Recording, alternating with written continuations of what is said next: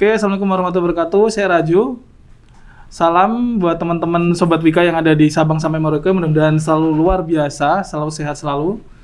Untuk menyambut perseni di ulang tahun Wika yang ke-62, kita akan adakan podcast sharing-sharing sih, ngobrol-ngobrol sebenarnya. Dengan tema Rise Stronger, Recover Together. Kali ini ada bintang tamu yang luar biasa di sebelah saya. Beliau adalah Mas Hafid dari Departemen EPCC. Mungkin kita akan ngajak ngobrol sebentar nih. Halo Mas Hafid, apa kabar? Alhamdulillah Mas Raju, baik. Mas Hafid, kemarin katanya infonya kena COVID Mas ya, dan lumayan berat tuh. Iya.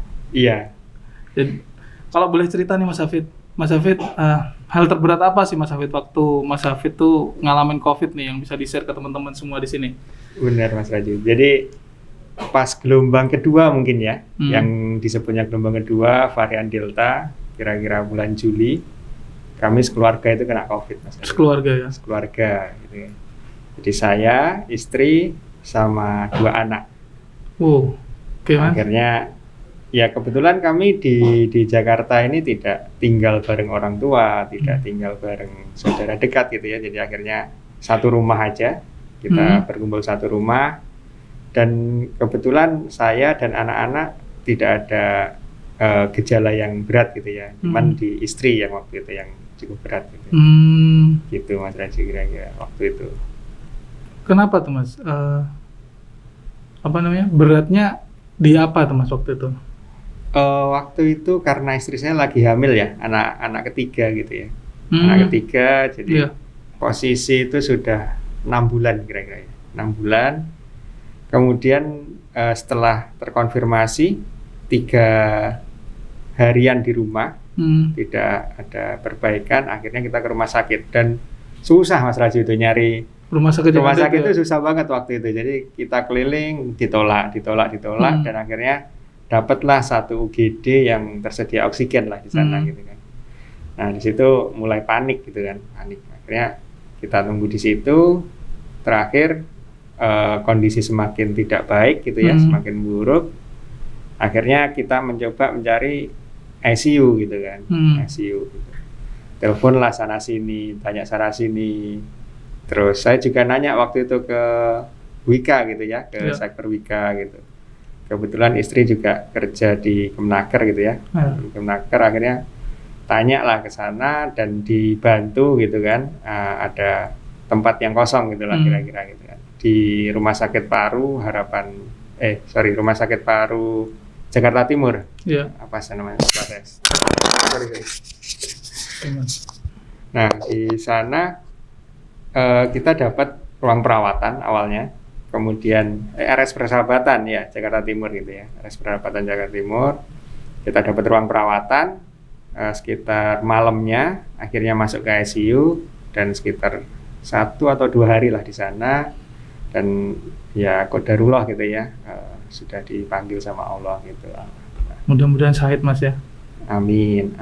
Itu berat banget Mas itu Mas ya. Apalagi waktu itu kita masih kerja juga kan posisinya ya. Iya.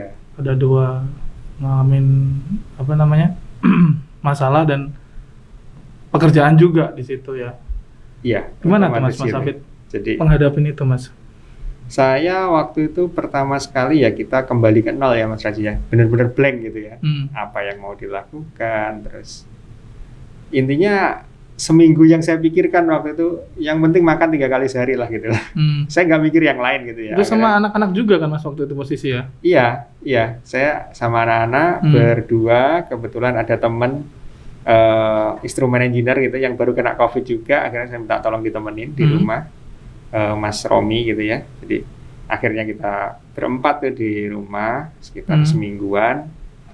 Saya izin habis itu, izin ke atasan, ke GM juga ke lead saya, koordinator saya pulang kampung gitu. WFH lah gitu kan ceritanya ya waktu itu ya, WFH gitu, nggak tahu sampai kapan gitu lah. Akhirnya di kampung WFH sekitar 2 bulan lah, 2 bulan di sana udah banyak support gitu ya, support dari keluarga, dari orang tua, dari mertua gitu kan. Akhirnya saya memulai berangkat lagi nih ke Jakarta gitu ya, berangkat lagi ke Jakarta udah setelahnya Bismillah gitulah mau kayak apa gitu ya di Jakarta gitu. Akhirnya kita jalan tuh ke Jakarta, diantar sama mertua saya di bulan Oktober. Anak juga masih SFH ya, school from home gitu. Kemudian yang kecil itu posisinya di daycare gitu. Di daycare ya gitu, hari-hari kita jalani seperti itu. Terus ini kali Mas, saat ya mungkin waktu itu Mas Hafid ini ya kehilangan pasangan ya waktu itu ya, belahan jiwanya lah ya. Iya betul. Orang yang selalu mendampingin Mas Hafid waktu dari nol mungkin. Betul. Mesti itu berat banget tuh Mas. Mungkin kerjaan apaan sih gitu ya. Terus apa yang motivasi Mas Hafid akhirnya berpikir untuk oke lah, aku harus maju lagi nih, bisa bangkit lagi nih. Apa tuh Mas? Iya, saya tuh bener-bener blank gitu ya waktu itu ya. Akhirnya saya tuh memanfaatkan layanan ini Mas Raju, psikologi gitu. Oh sampai ke psikologi ya? Oke. Terus? Jadi kalau di Wika itu ada EAP ya kalau nggak salah namanya. EAP psikologi itu, kemudian saya ada kenalan yang infokan dari alumni UGM gitu juga ada gitu. Jadi 2 kali saya itu ke psikolog, hampir 2 sesi masing-masing gitu kan. Akhirnya kita ngobrol.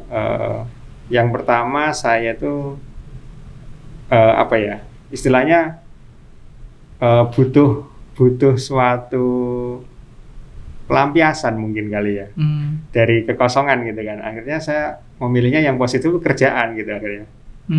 Maksudnya melakukan aktivitas kayak gitu. Baru putus cinta gitu kan biasanya harus ada aktivitas gitu kan ya. Kalau kita semakin diem itu semakin terpuruk gitulah ya, terpuruk semakin membatu gitulah ceritanya gitu ya. Kira-kira kayak gitu. Akhirnya saya coba pelan-pelan, saya minta WFO gitu ya, masuk kantor gitu ya, WFO gitu. Masuk kantor, di sana ketemu teman-teman, itu mulai teralihkan lah sedikit-sedikit dari apa ya, awalnya yang mikir kayak apa sendiri gini-gini, itu mulai ini ada kerjaan gitu loh, ada kerjaan. Jadi fokusnya bisa terbagi ya Mas ya? Iya, tapi kerjanya pun juga alhamdulillah nggak yang berat-berat banget ya, dikasih atasan yang benar-benar harus stay tune gitu, enggak, cuman ya untungnya bisa dibagi porsinya gitu lah, tidak yang benar-benar incas ini gitu, enggak gitu. Oke, berarti kalau yang bisa aku tangkap tuh kita harus tetap positif Mas ya, harus berpikir positif. Selalu semangat gitu ya. Setiap masalah mesti ada kendalanya. Setiap masalah itu mesti ada solusinya gitu ya. Dan semangatnya ini harus ya kita mencari tahu sendiri nih gitu. Apa sih yang bisa membuat kita jadi semangat gitu. Oke Mas, terakhir mungkin nih Mas Hafid ya. Saran buat teman-teman nih Mas. Saran buat teman-teman di luar sana nih yang mengalami hal yang sama dengan Mas Hafid gitu. Apa yang bisa Mas Hafid berikan biar teman-teman tetap semangat nih untuk maju ke depan gitu. Saya tuh selalu mikir kayak gini Mas Raja ya. Jadi yang pertama teman-teman itu juga nggak sendiri gitu loh. Ada orang sekitar kita yang selalu support gitu ya, meskipun kita benar-benar kehilangan yang terdekat gitu ya, tapi di luar itu masih ada keluarga besar, ada teman-teman, ada teman kerja, teman ini, dan itu bisa memberikan semangat tambahan lah buat kita untuk menjalani. Terus yang kedua itu, saya itu selalu mengingat-ingat gitu. Bahkan saya itu kan menikah sudah sekitar berapa ya, 7 tahun atau 8 tahun ya, 2013 waktu itu. Jadi sebelum kita kenal istri kita gitu kan, kita pun lahir juga nggak kenal siapa-siapa gitu lah.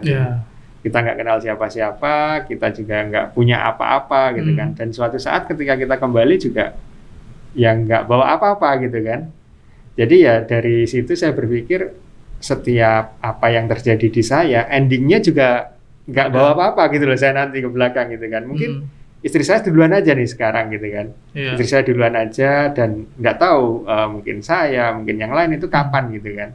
Ya kita tinggal ngikutin seperti itu yang membuat saya melakukan sesuatu saat ini nggak mungkin bisa kembali gitulah. Artinya lakukan yang terbaik yang saat ini kita bisa lakukan. Gitu aja.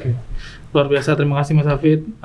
Mungkin saya sedikit ngasih kesimpulan kali ya. Jadi kalau dari hasil ceritanya Mas Hafid tadi itu, pertama kita harus ikhlas Mas ya.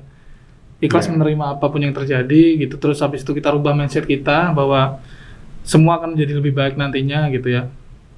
Dan tetap semangat teman-teman. Terima kasih. Saya Raju, mudah-mudahan cerita kita hari ini bisa menginspirasi teman-teman semua.